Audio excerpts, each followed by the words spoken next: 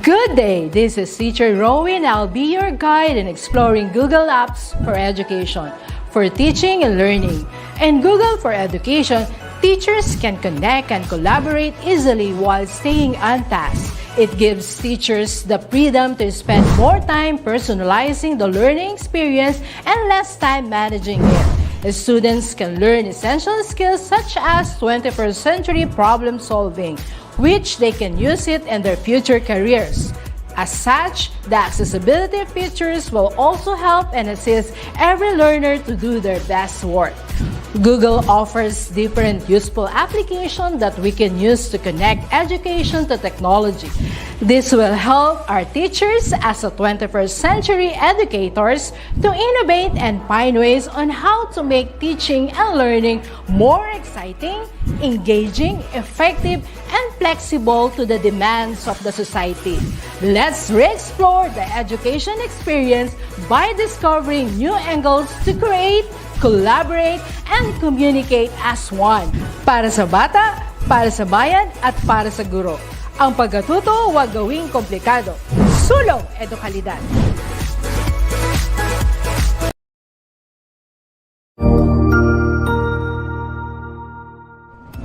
Magandang araw, Sir Wilbur po, at your service. Narito ang ETUlay upang gabayan ka sa inyong pag-aaral upang lubos na maunawaan ang iba't ibang paksa o subject. Ang ETUlay ay isang free online tutorial class na pinangungunahan ng DepEd Educational Technology Unit sa pamumuno ni Undersecretary Elaine Del P. Pascua. Ang programang ito ay hindi lamang para sa mga bata, kundi ito rin ay magsisilbing gabay sa mga magulang at mga guro kung paano nila ituturo o gagabayan sa bawat asignatura ang kanilang mga anak o mga estudyante.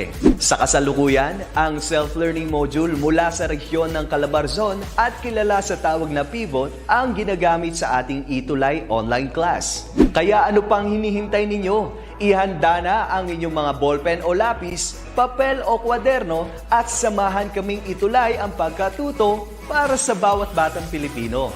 Sama-sama tayong magtutulungan para malampasan ang mga hamon sa panahong ito. Halina't matuto kasama ang inyong online tutor sa oras na ito.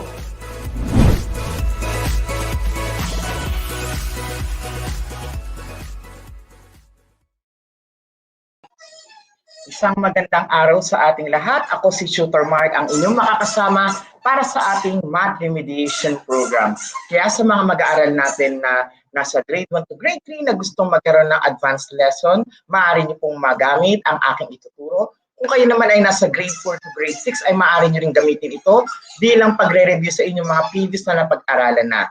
At dahil dyan, itutuloy natin kung ano ang ating naging talakayan noong Monday. Itutuloy natin to sa pagre-review ng tungkol sa area of a circle. At sabi natin, pag tinukoy natin ang area ng isang circle, ang tatandaan natin ay ang pi.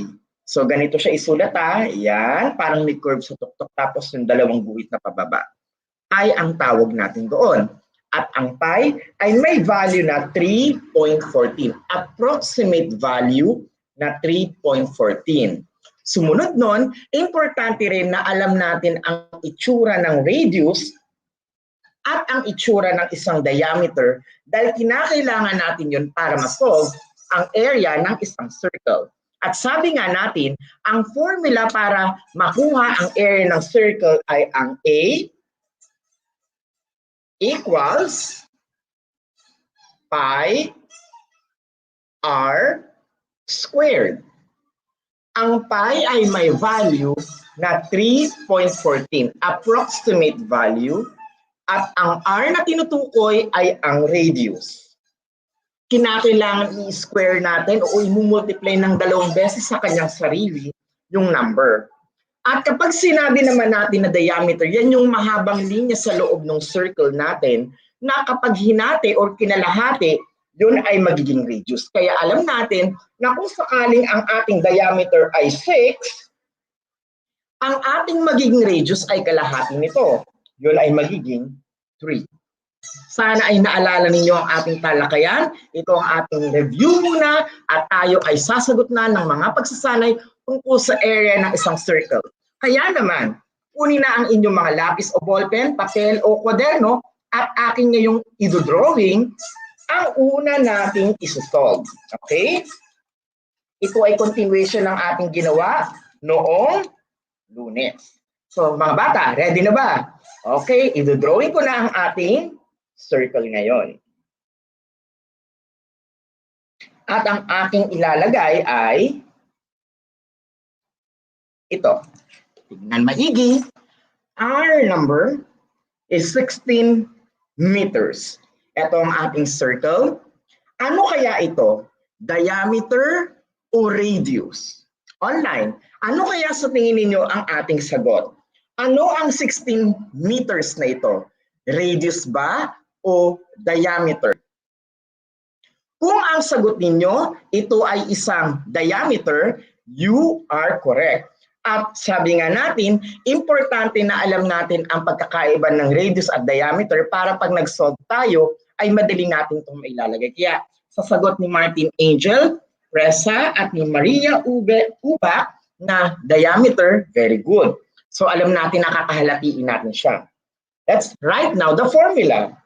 A is equals to pi r squared. Substitute the value of pi, 3.14 times. What's the value of r? Gawing kalahati ang 16? Correct. The answer is 8. Dahil yon ang kalahati ng 16. So our radius is 8. 8 din ba ang nalagay ninyo? Kung opo, magaling. Put the squared.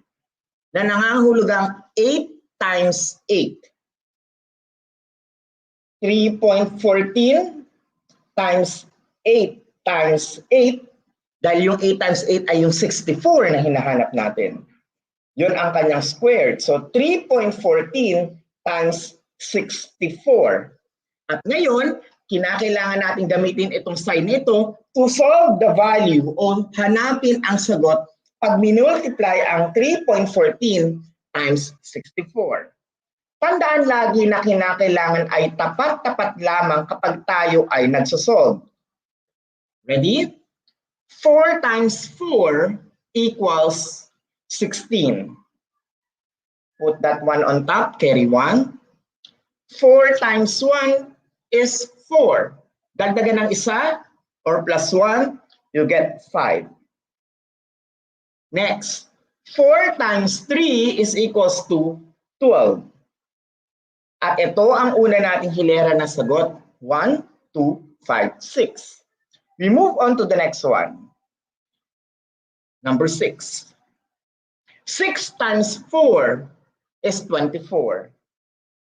Put 4 here at ilagay ang carry 2 dito sa taas. 6 times 1 is 6 plus 2. Correct, you get 8.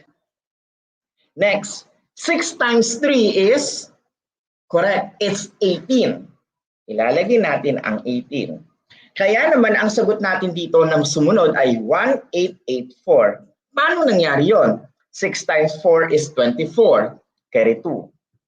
6 times 1 is 6 plus 2, that's 8. And lastly, 6 times 3 is 18. After that, let's add it. Bring down 6. What is 5 plus 4? Correct, that's 9. 2 plus 8 is 10. Carry 1. 1 plus 1 is 2 plus 8, again that's 10. Carry 1 and you get 1 plus 1, that's 2. Our answer na lumabas ay 20096. But this is not yet final. We have decimal places on top. Let's count the number of decimal places. 1, 2. Kasi ito yung decimal point natin. Oh. Ito yung decimal point. 1, 2. So dahil dalawa, let's move it. 1, 2. Therefore, nandito natin inilagay yung decimal point. And our final answer is 296 meters squared. Pareho ba tayo ng nakuhang sagot, mga bata? Na 296 meters. 200 tapos end, 96 hundredths kasi siya, or 200.96 meter squared. Ganyan din ba ang inyong nakuhang sagot? Kung opo, hit like or heart. Tignan nga natin. Sabi ni Eden Quebral, tama ang kanya nakuha. Ganon din kay Martin Presa, 200.96 meters squared. At ganon din kay Cherry Mariano. Very good. Tignan maigi ha.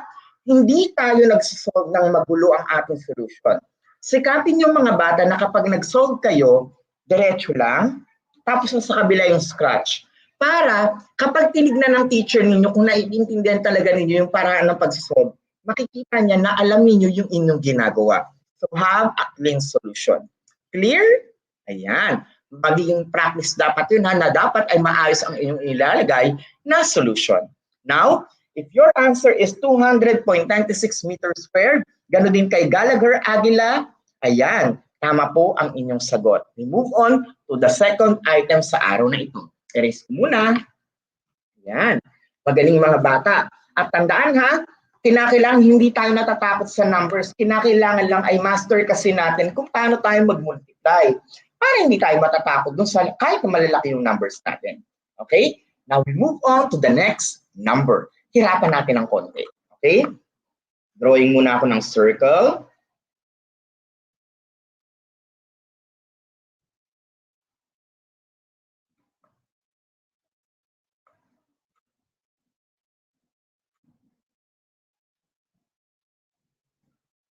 Ang aking inilagay ay ito. Okay? Ano kaya ito? Diameter o radius? Tama, diameter na naman. At ang aking diameter ay 6.8 inches. Naku, Tutor Mark, paano natin kukunin yung kalahati ng 6.8? Eh di dapat i-imagine mo na i-divide mo yung 6.8 muna para makuha na natin yung radius. So i-divide mo siya sa 2. 6.8 divided by 2, kalahatiin natin. 6 divided by 2 is 3. 2 times 3 is 6. Pag minus natin, 0 na. Put the decimal point, bring down 8. 8 divided by 2 is 4. 4 times 2 is 8. 8 minus 8 is 0. Therefore, if our diameter is 6.8 inches, its radius is 3.4 inches. Nakuha ba mga bata? O alam na natin ngayon kung anong kanyang radius dahil na-solve natin sa kabila. Remember, gawing kalahati kapag diameter ang ibinigay ng inyong teacher. Write down the formula. A is equals to pi r squared. Always begin with the formula. Next, substitute the value of pi, which is 3.14. O sulat tayo mga bata. 3.14. Put the parenthesis and write down the value of our radius. What is our radius? That's not 6.8, it's the diameter. Our radius is 3.4. Put 3.4 and then put the square here. Ayan. Kasi yun ang ating squared. Okay? Yung 3.4 ang ating square. Hindi yung 3 times 4 ha. Hindi natin nilagay sa gitna yung tuldok. Okay? So, that's what we are going to solve. Erase na natin to. Ang gagawin natin ay kailangan nating i-square yung 3.4. So gagawin natin 3.14 times 3.4 times 3.4. Dalawang beses daw ng kanyang sarili. Gaya ng ginawa natin kanina. So let's solve it first. 3.4 times 3.4. 4 times 4 is 16. Carry 1. 4 times 3 is 12, plus 1, you get 13. So it's 136. Nakakasunod mga bata? Magaling. Now let's move on. Tapat-tapat ha. 3 times 4 is 12. Put here yung 2, andito yung 1. 3 times 3 is 9, plus 1, you get 10. At ito ngayon ang ating number, 102. Let's add them. 6, bring it down. 3 plus 2 is 5. 1 plus 0, bring down 1. Kasi 1 lang yon. And 1 plus nothing, it's 1. So our answer is 1156. Now, let's count the number of decimal places. 1, isa lang yun. 2, dalawa lang. So let's count. From here, 1, 2. Therefore, our answer is 11.56. Dahil kapag ginalaw natin yung decimal places from the last portion dun sa tabi ng 6, dalawa kasi, 1, 2. So move natin to the left, 1, 2. So the answer is 11.56. Yun ang 3.4 squared. Now, let's put it this way.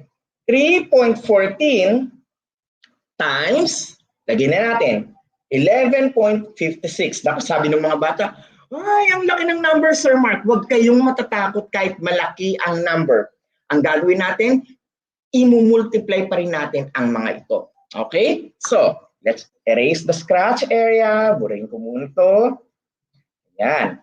Solve na tayo mga bata. Huwag matatakot. Ngayon, if we are trying to solve something like this, naging practice ko na or tinuro rin sa akin ng mga teachers ko before na kapag nagsosolve daw ng ganitong klase ng number, tignan ninyo kung ano yung pinakamarami, yun yung ilalagay natin sa taas. So, count natin.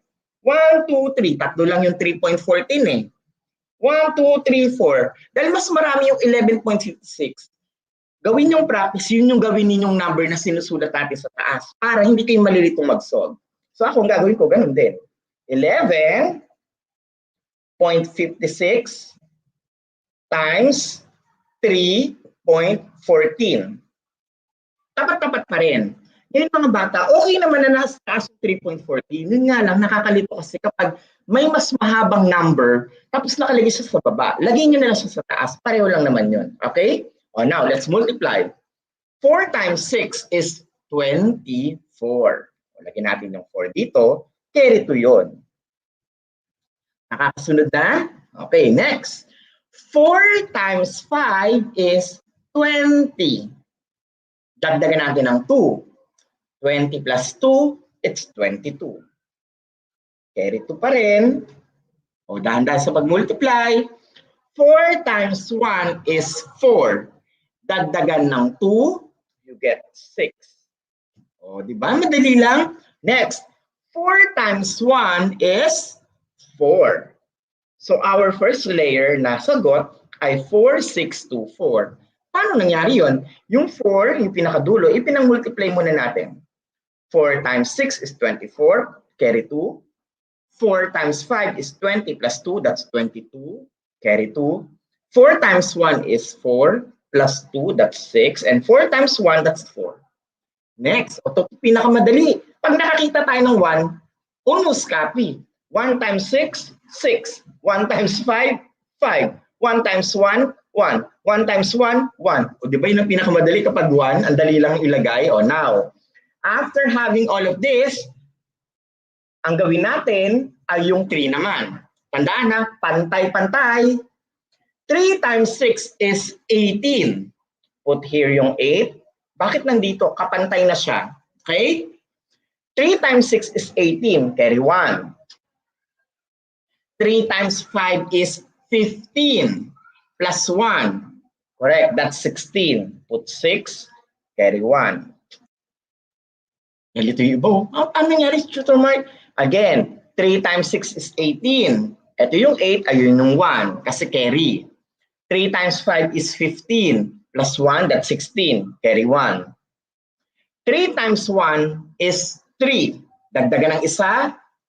3 plus 1, 4. O, diba? Nasa dulo na. 3 times 1 is 3. Now, we have the numbers 3, 4, 6, 8. We need to add it. Let's add. 4 plus nothing, that's 4. 2 plus 6, correct, that's 8. Lagyan natin ng 8. O, ito medyo mahaba. 6 plus 5 is, o bilang, ano ang 6 plus 5? Correct, 11. 11 plus 8,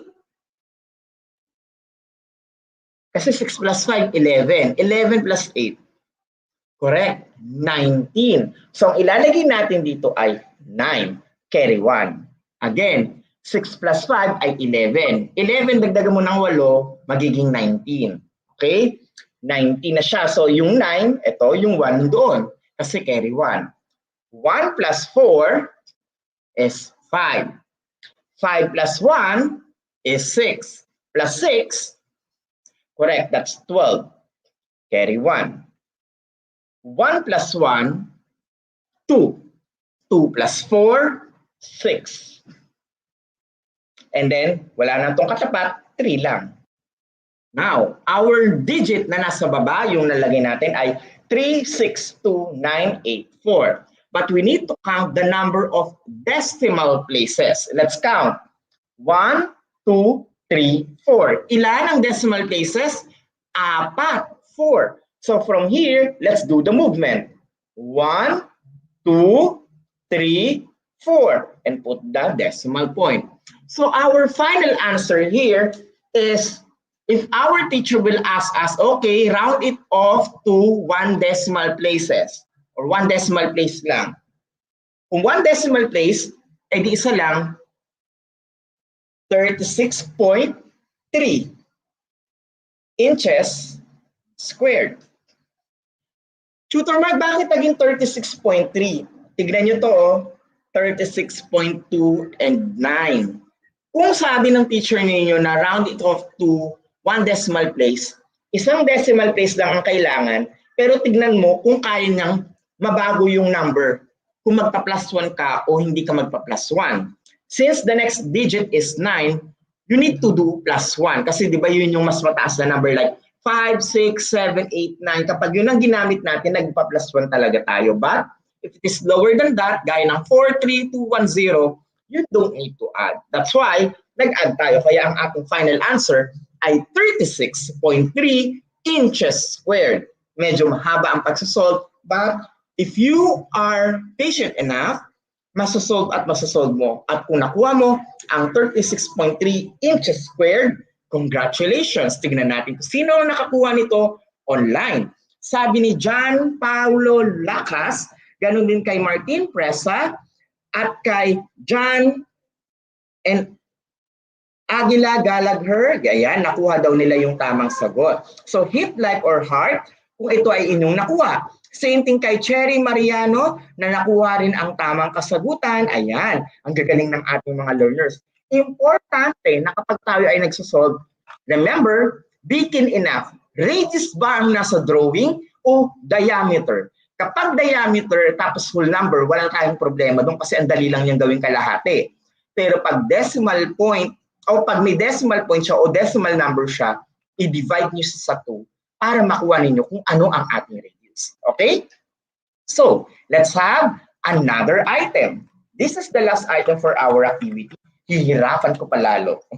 Pero huwag mag-alala, gagayin ko naman kayo eh. So, ihanda ang inyong lapis o ballpen, papel o kwaderno at solve natin ang ating last item sa araw na ito. Okay.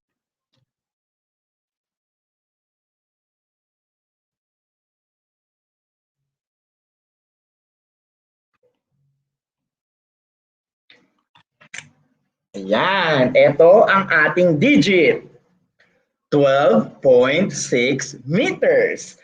Ano kaya ang 12.6 meters? Yan ba ay isang diameter o radius?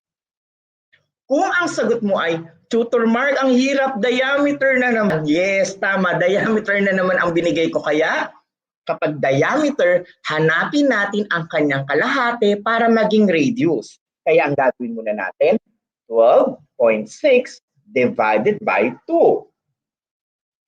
1 cannot divide 2, so dagdagan natin, we get 12. 12 divided by 2, the answer is 6. Because 2 times 6 is 12. So if we subtract 12 minus 12, we get 0. Bring down 6. What is 6 divided by 2? The answer is 3. Put the decimal point kasi may decimal point and put 3 here. 3 times 2 is 6. 6 minus 6 is 0. Therefore, if 12.6 is our diameter, its radius is 6.3.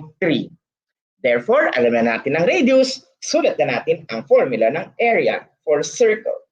pi r squared. Substitute the value of pi, 3.14 multiplied by the radius, 6.3 squared. 3.14 times 6.3 times 6.3. And let's use the scratch area dito sa gilid para makuha natin kung ano ba ang 6.3 times 6.3. O, mga bata, multiply ulit tayo. Tapat-tapat lang. 6.3 times 6.3. 3 times 3 is equals to 9. 3 times 6 is equals to 18. Very good. Bumibilis na sila mag-multiply. O dapat memorize natin ha. Yun ang sinabi ko before. Kailangan memorize para hindi tayo mahihirapan. 6 times 3 is 18. But we need to put the carry 1. 6 times 6 is 36 plus 1. Correct. That's 37. Let's add them. Pantay-pantay. 9 plus natin is 9. 8 plus 8. Ano ang 8 plus 8? Tama. 16. Put 6. Carry 1. 1 plus 1 is 2. Plus 7. Correct. You get 9. And then, 3 plus natin, baba na lang siya. 3. After that, let's count the number of decimal places. 1, 2. Kasi may 0.3 na sa taas, may 0.3 pa sa baba. Pag binilang mo, dalawa lang yon. 1, 2. So from here, let's move. 1, 2. Therefore, our answer for 6.3 times 6.3 is 39.69. So we put it here. 3.14 times 39.69. And as I mentioned earlier, kapag nagmumultiply tayo, tignan natin kung alin ba ang may mas mahabang number ng digit. Yun ang ilagay natin sa taas para hindi tayo mahihirapan. Let's count. 1, 2, 3. Tatlo lang yung 3.14. 1, 2, 3, 4. Apat naman ang 39.69. Therefore, yun ang ating ilalagay na nasa taas. So let's erase this. Let's multiply now. Scratch tayo ha. 39.69 times 3.14.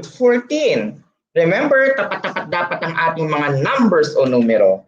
4 times 9 is what?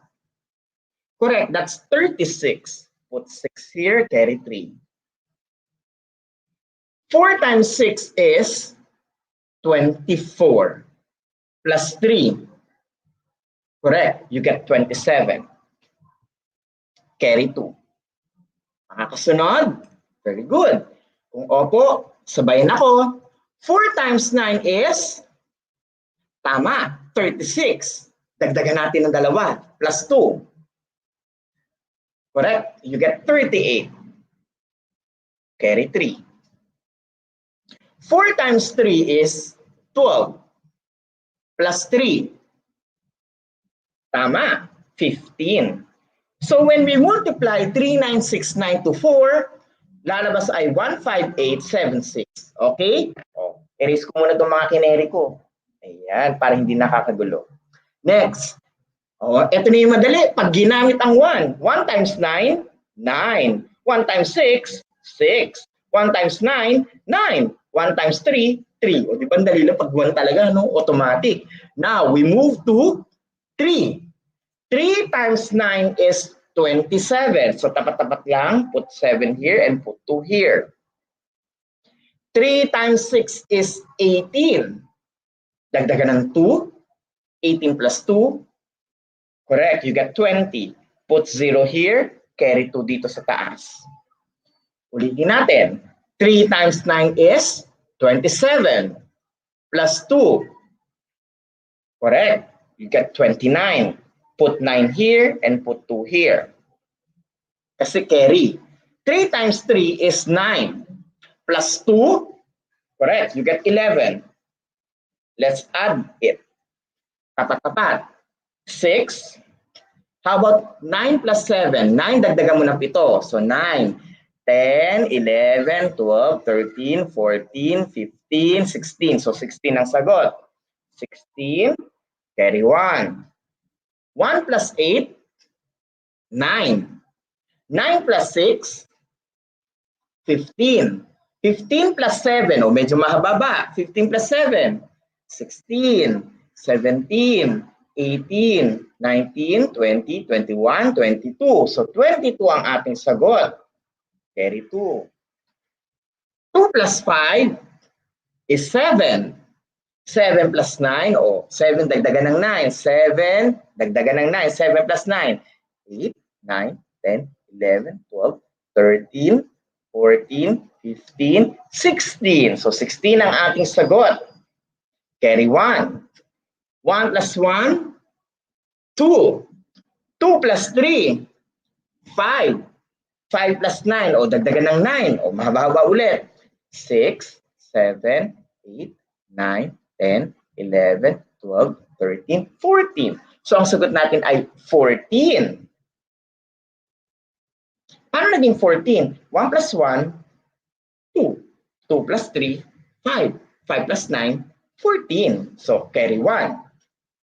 1 plus 1, 2. 1, bring it down. So our digit na nasa dulo ay 1, 2, 4, 6, 2, 6, 6. Haba.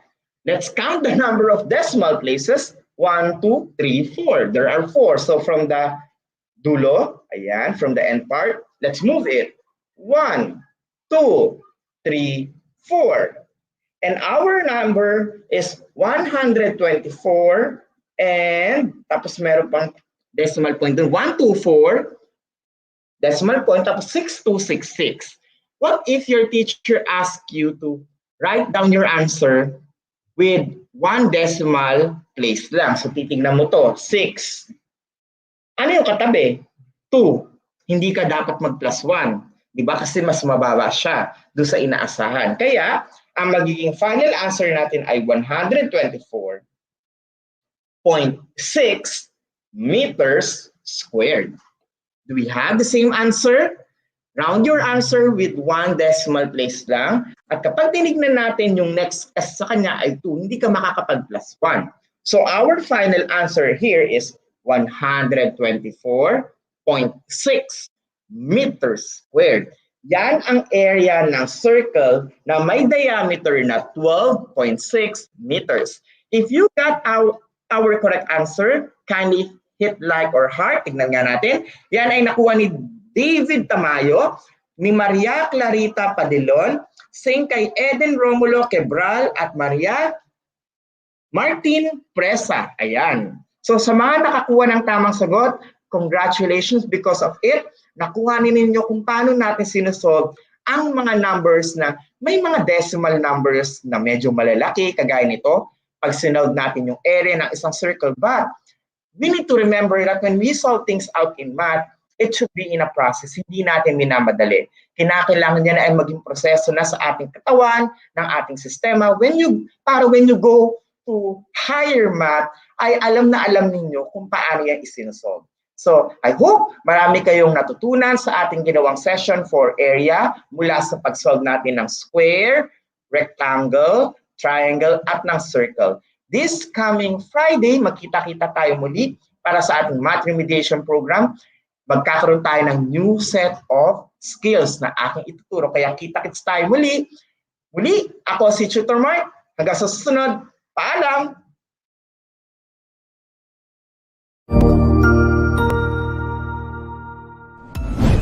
Sigurado ako na marami ka na namang natutuhan sa ating ETUlay tutorial session ngayong araw.